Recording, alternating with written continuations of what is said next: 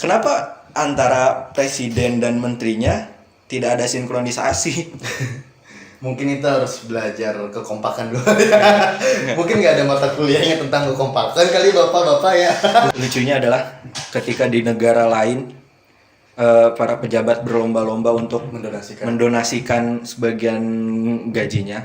Kalau misalnya tidak bisa dikritik, tidak ada perbaikan dong. Ya itulah negeri kita kawan.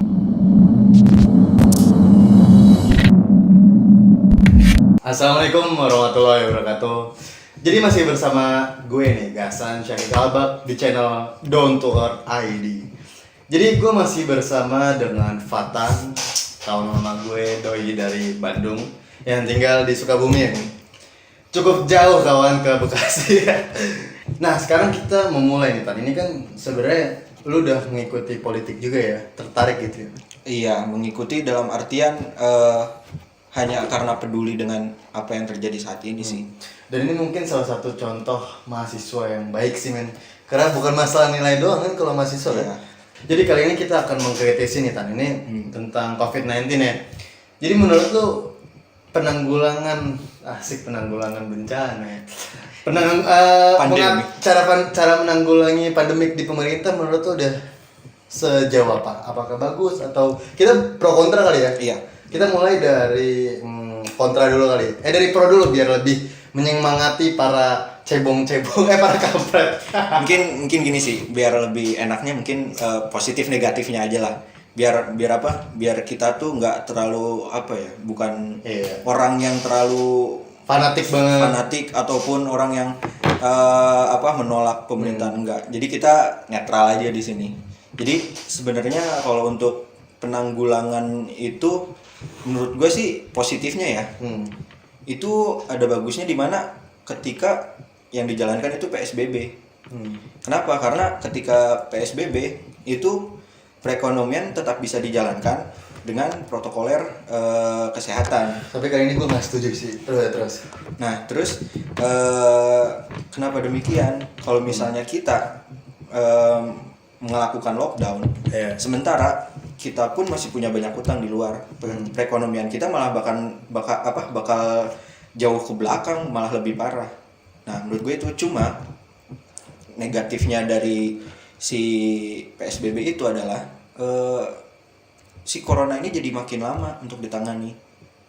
Sebenarnya kan gini kan ya, kalau PSBB dengan karantina wilayah itu kan pembahasan lama ya. Tapi nggak apa-apa kita ulas sedikit karena gini. Sebenarnya balik lagi sih Dan. Ini pakar kesehatan, pakar ekonomi. Ini udah menganjurkan yang namanya lockdown atau karantina wilayah.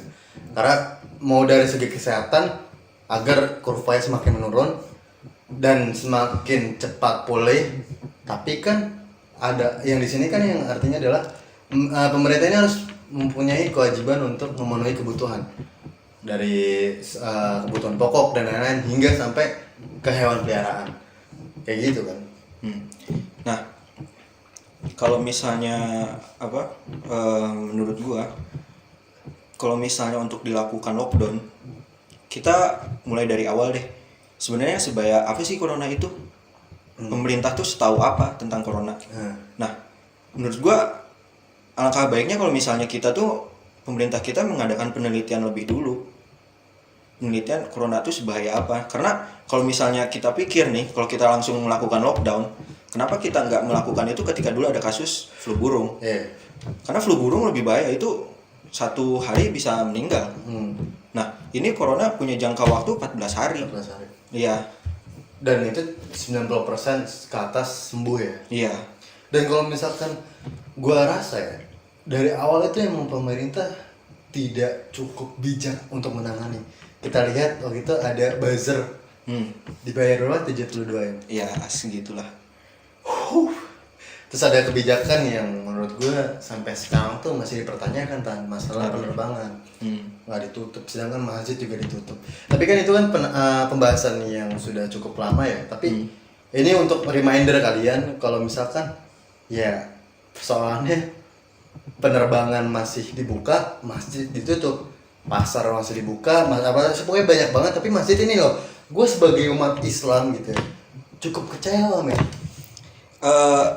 Gini, kalau misalnya untuk apa? Untuk hal-hal tersebut kayak misalnya penerbangan ya.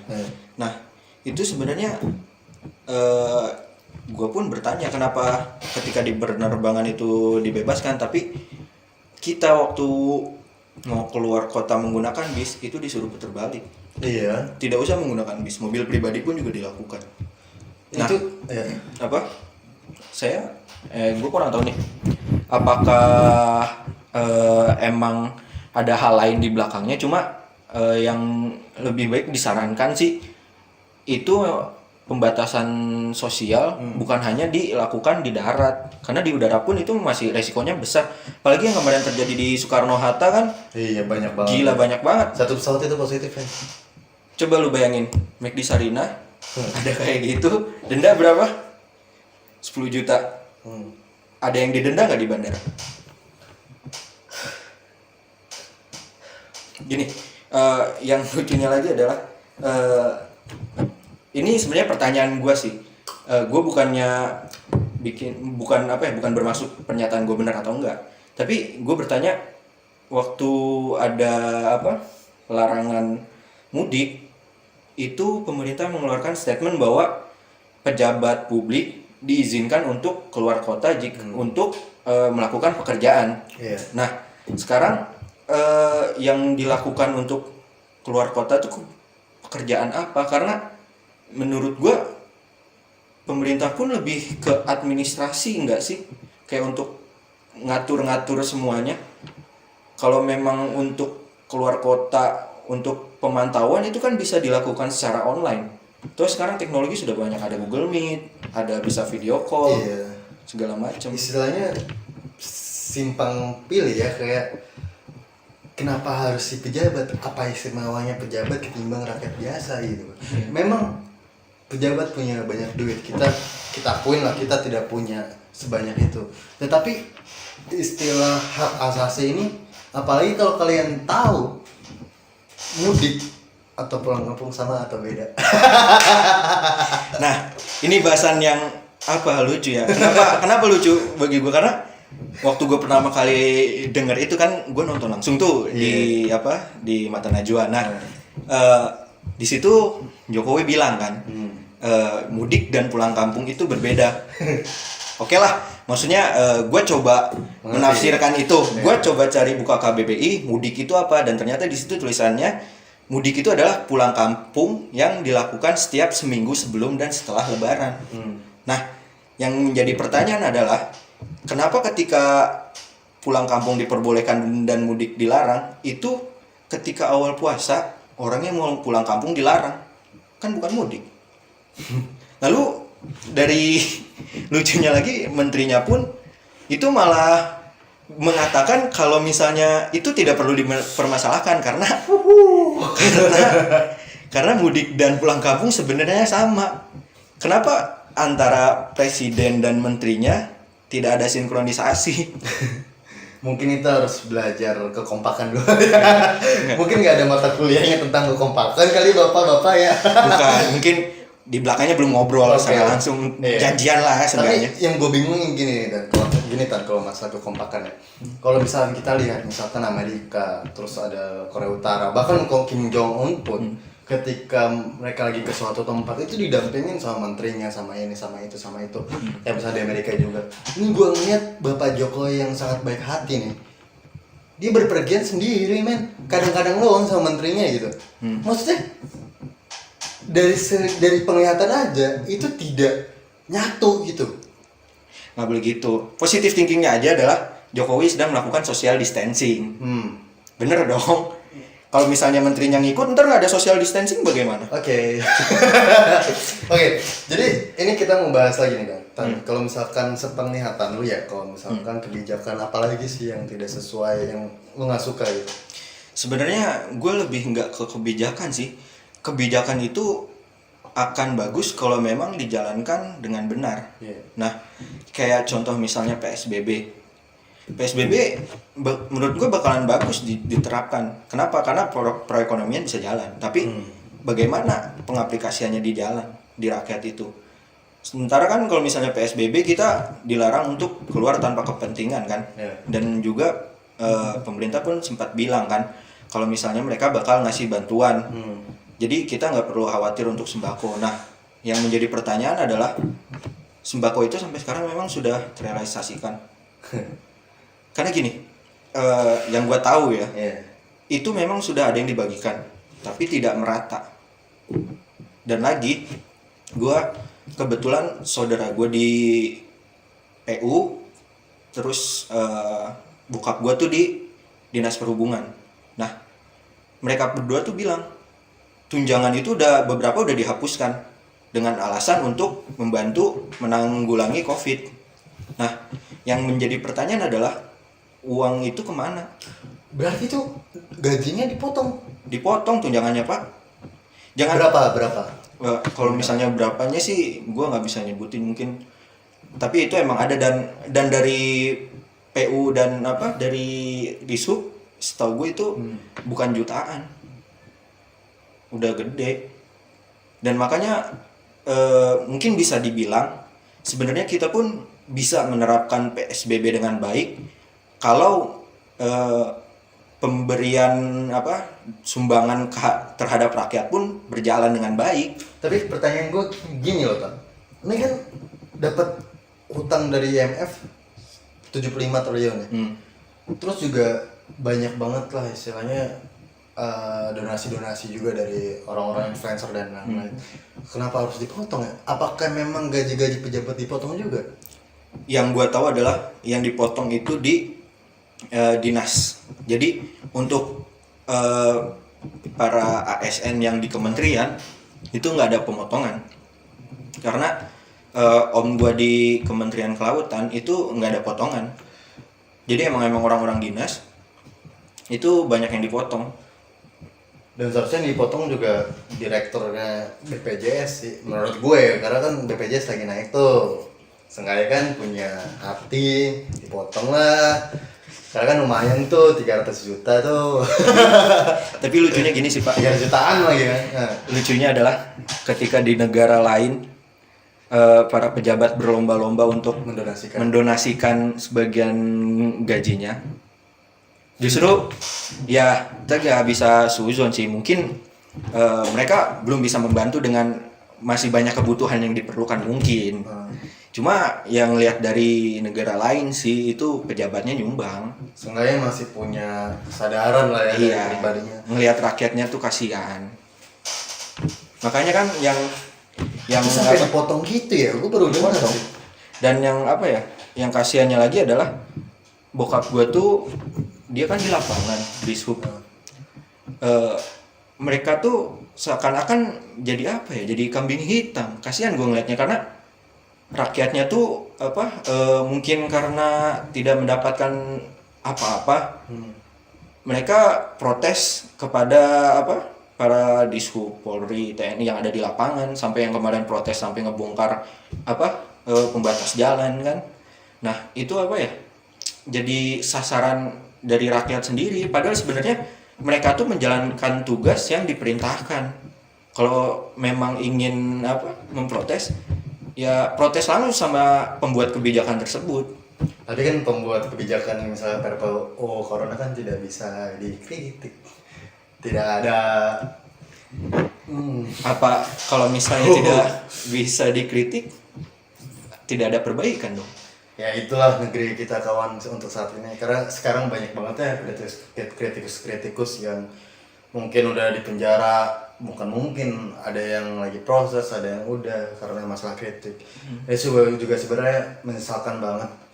Padahal menurut gue kritik itu jantung demokrasi, men. Kritik itu kan untuk membangun gitu ya. Sedangkan lu untuk dibangun tidak mau, lalu mempenjarakan orang yang untuk ada kontribusi untuk membangun itu. Demokrasi itu sendiri kan semua orang memiliki hak untuk bersuara. Tapi ketika suara itu dibungkam, ya untuk apa ada demokrasi? Gue juga kadang Pak, kayak gak tau lah ngelihat arahnya kemana pemerintah ini. Ya jadi kita bahas ke yang masih ke COVID-19 ya. Melihat kelihatan nih Pak, kalau misalkan pemerintah ini gugup untuk ngejalaninnya. Kalau menurut lo gimana sih?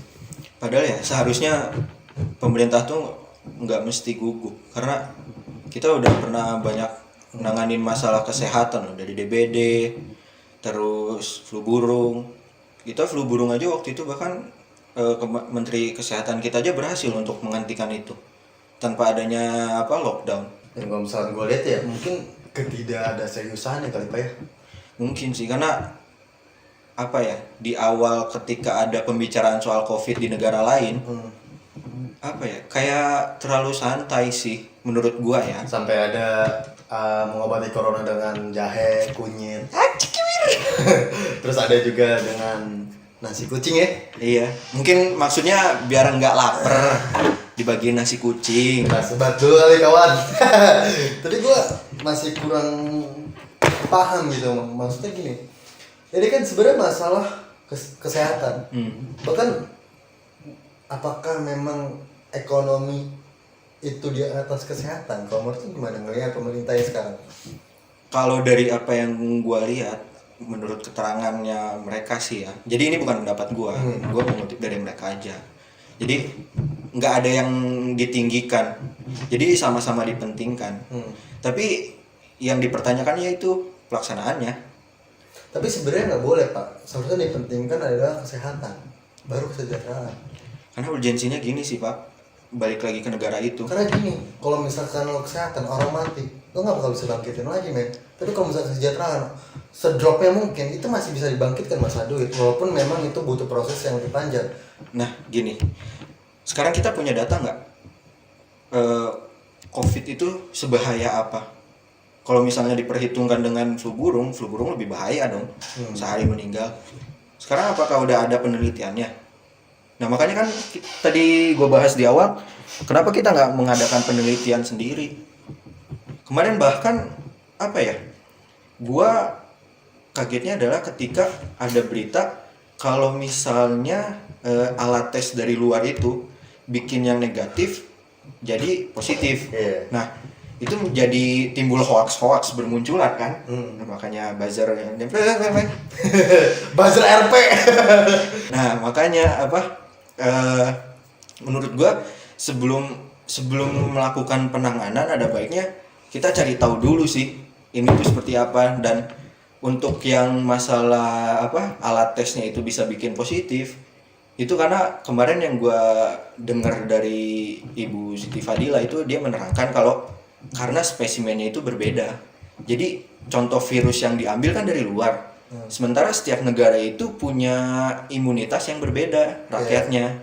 Nah, makanya kalau misalnya kita mau mendapatkan kecocokan yang lebih tinggi, itu lebih baik menciptakan sendiri. Tapi kemarin yang gue baca sih di berita, alhamdulillahnya kita udah bisa produksi rapid test sama swab tes sendiri. Gue kadang bingung Pak ya, kayak import rapid test padahal kan setiap negara berbeda ya. Iya, makanya kan jadi gini loh Pak, mungkin ya pemerintah itu belum mengetahui kalau misalnya itu mungkin cari aman kali ya. kan kalau gue kan positive thinking aja. Kan mungkin pemerintah tuh belum tahu kalau misalnya bahwa spesimen tiap negara tuh berbeda. Apalagi kan ya. Iya, apalagi corona itu kan selalu berkembang. Tapi sebenarnya menurut gua Pak ya, antara memang yang nggak tahu itu berbeda sama ketidakpercaya dirian sama pakar-pakar kesehatan di Indonesia. Karena sekarang kalau kita lihat pemerintah atau siapa itu ya kayak dia itu tidak sepenuhnya kontribusi dari pakar kesehatan atau ilmu lingkungan kesehatan ini Pak. Kayak misalnya masalah kayak rapid test, swab test didatangkan. Padahal menurut gua kayaknya bisa sih dibuat sendiri gitu ya. Mungkin gini sih Pak. Masalah vaksin juga. harus dibuat dari Bill Gates. Mungkin gini sih Pak.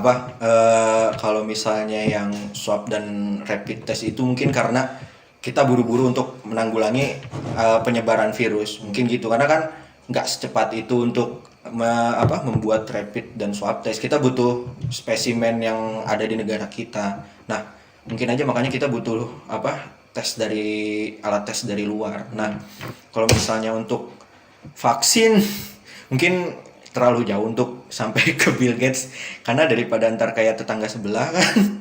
Nah gini aja Sebutin sih. dong tetangga sebelahnya siapa. Aduh, jangan deh. Iya. Ya kan udah tahu juga, nggak usah disebutin. Jadi apa ya, kalau misalnya untuk vaksin, menurut gue ya, sebelum sampai ke vaksin, ya kita harus tahu dulu corona itu seperti apa. Karena dari WHO pun gue nggak tahu sih ya. Sepengetahuan gue itu belum ada penjelasan detail tentang corona.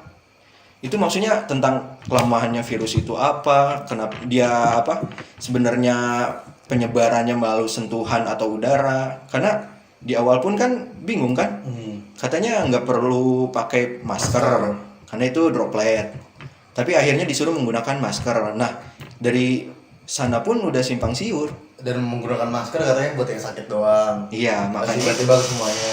Karena tapi ini sih Pak, itu mungkin menurut gua kita nggak bisa salahkan karena setiap kebijakan momentumnya berbeda. Karena memang ngelihat apa ya, situasi, mereka baca situasi, memang waktu itu yang sakit aja. Jadi itu juga nggak bisa disalahkan gitu. yang sakit aja. Kan waktu itu pakai masker yang cuma buat yang sakit aja kan. Iya. Awalnya. Terus tiba-tiba ke semuanya. Jadi walaupun labil tapi pasti mereka punya alasan sendiri dan kita Tapi kan alasannya nggak dijelasin. itu Kan tidak ada penjelasan. Kita hanya diperintahkan untuk menggunakan protokol kesehatan.